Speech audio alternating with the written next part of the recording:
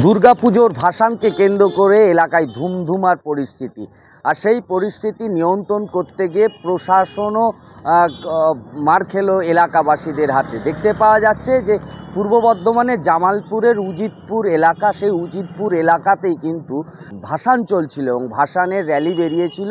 সেখানেই কিন্তু উত্তেজনা ছড়ায় এবং প্রশাসন সেখানে যায় এবং ঘটনাস্থলে গেলে কিন্তু প্রশাসনের ওপরও আঘাত করা হয়। একজন সিভিক ভলেন্টিয়ার আক্রান্ত হয়। শুভঙ্কর গুই বলে একজন পুলিশ আধিকারিক, তাকেও কিন্তু মারধর করা হয় এবং তাকে আশঙ্কাজনক অবস্থায় প্রথমে বর্ধমান মেডিকেল কলেজে স্থানান্তরিত করা হয়।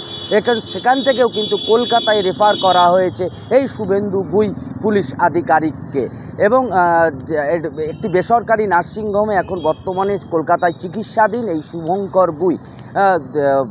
এলাকায় যে ঠাকুর ভাসান, সেই ঠাকুর ভাসান চলছিল, এলাকায় উত্তেজনা ছড়ায় এবং সেখানে একজন মদ্যপ যুবক সেখানে আসে এবং সেখানে এসে তাণ্ডব চালায় এবং তারপরেই কিন্তু সেখানে পুলিশ আধিকারিকরা যায় এবং সেখানে গেলে একজন সিভিক ভলেন্টিয়ার্সকে প্রথম মারধর করা হয় এবং তারপর ওই যে শুভঙ্কর গুই পুলিশ অফিসার তিনি সেখানে যান এবং তাকেও কিন্তু মারধর করা হয়, এমনটাই দেখতে পাওয়া যাচ্ছে। এলাকায় উত্তেজনা ছড়ায়। তারপরে জামালপুর থানার পুলিশ আধিকারিকরা গিয়ে ঘটনা নিয়ন্ত্রণে আনে এবং একজন ইতিমধ্যেই কিন্তু এই ঘটনায় একজনকে গ্রেপ্তার করেছে জামালপুর থানার পুলিশ।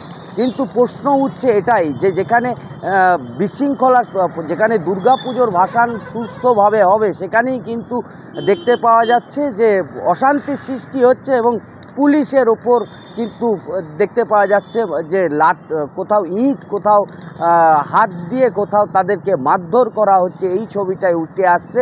ইতিমধ্যেই কিন্তু জামালপুর থানার পুলিশ আধিকারিকরা একজনকে গ্রেপ্তার করেছে এই ঘটনায়।